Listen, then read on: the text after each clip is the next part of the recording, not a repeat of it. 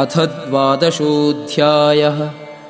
अर्जुन उवाच एवं सततयुक्ता ये भक्तास्त्वां पर्युपासते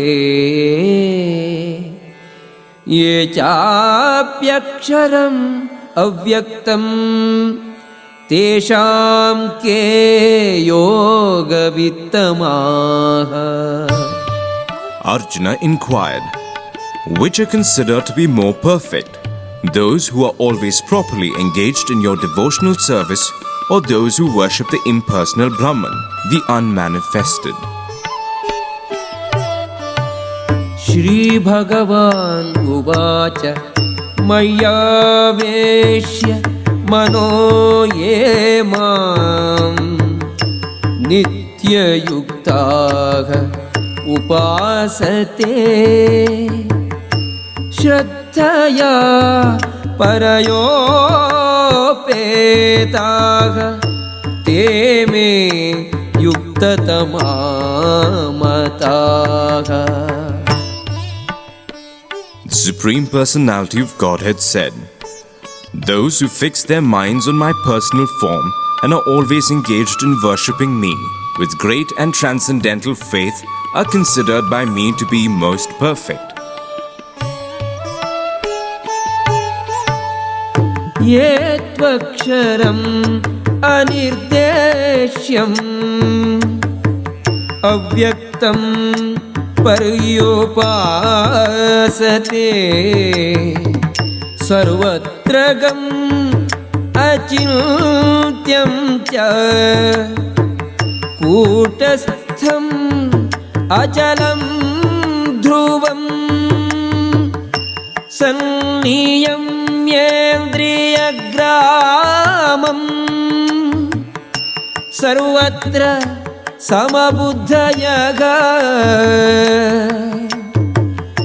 te prapnuvanti mameva sarvabhutahite rataha.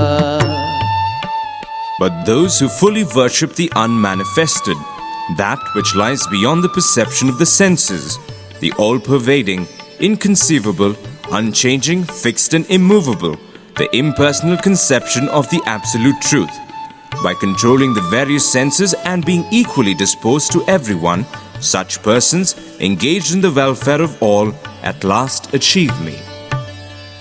Kleshodhikataraha tesham avyaktasakta chetasam avyaktahi gatihi dukkham dehavadbhihi avapyate.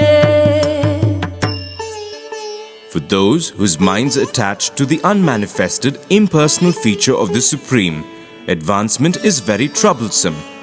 To make progress in that discipline is always difficult for those who are embodied.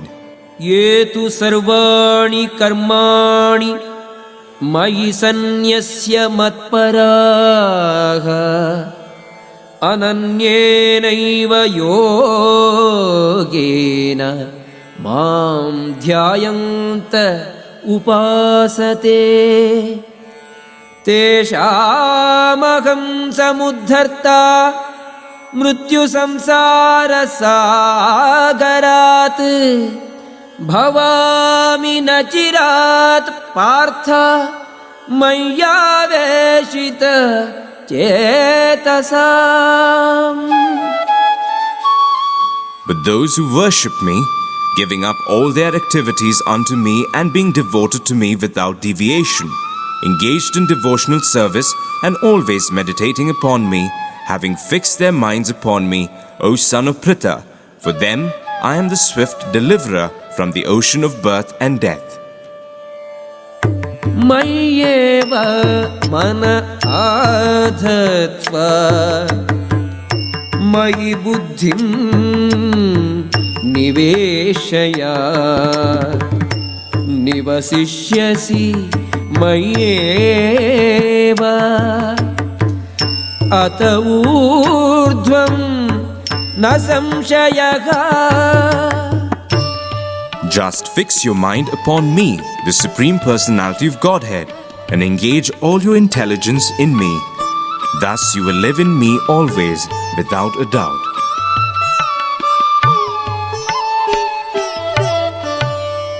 अथ चित्तं समाधातुं न शक्नोषि मयि स्थिरम्. अभ्यासयोगेन ततो माम् इच्छाप्तुं Dhananjaya. My dear Arjuna, O winner of wealth, if you cannot fix your mind upon me without deviation, then follow the regulative principles of Bhakti Yoga. In this way, develop a desire to attain me. अभ्यासेऽपि असमर्थोऽसि मत्कर्म परमो भव. मदर्थमपि कर्माणि कुर्वन् सिद्धिम् अवाप्स्यसि.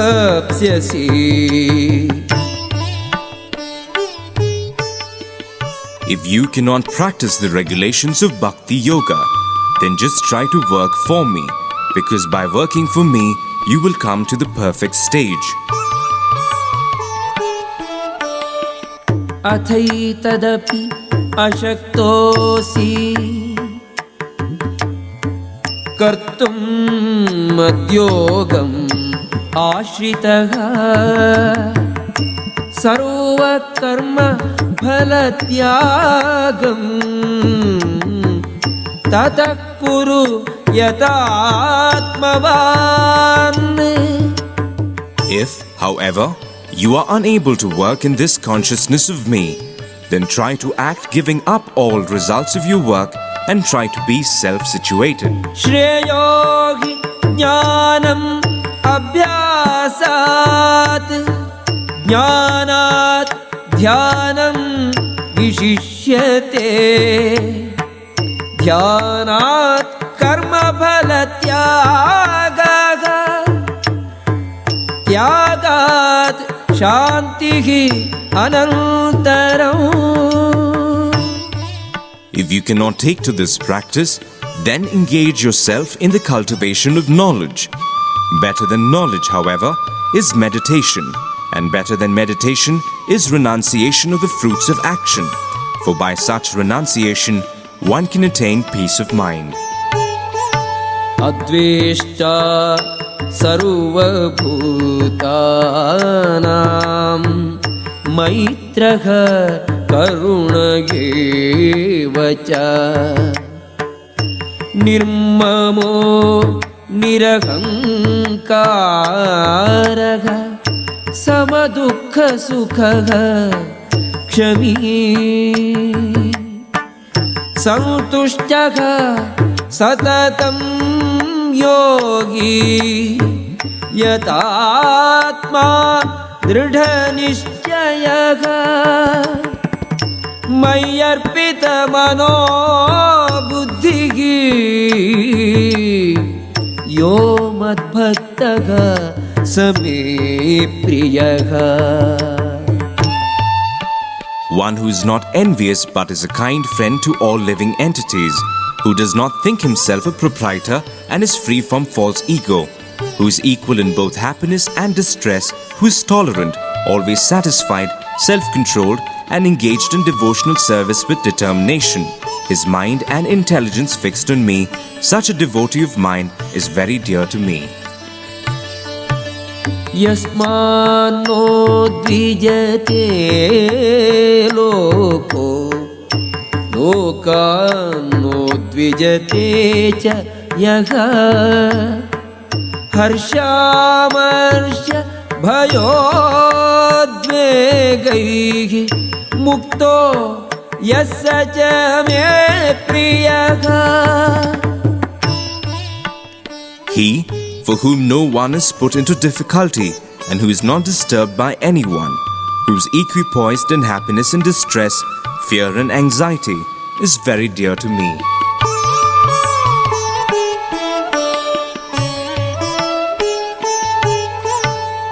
अनपेक्षः शुचिर्दक्षः उदासीनो गतव्यथः सर्वारम्भ परित्यागी यो मद्भक्तः स मे प्रियः. My devotee, who is not dependent on the ordinary course of activities, who is pure, expert, without cares, free from all pains and not striving for some result, is very dear to me. यो न हृष्यति न द्वेष्टि न शोचति न काङ्क्षति शुभाशुभपरित्यागी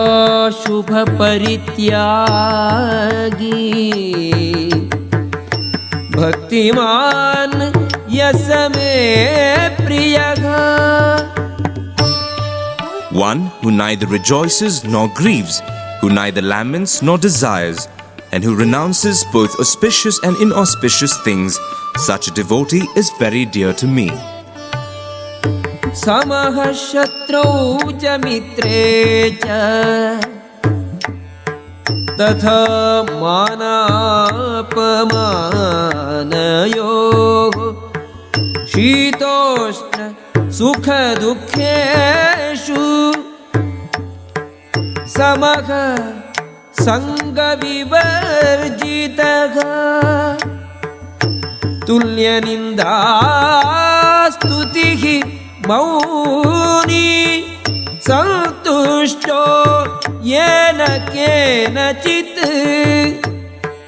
अनिकेतः स्थिरमतिः भक्तिमान् मे प्रियो नरः.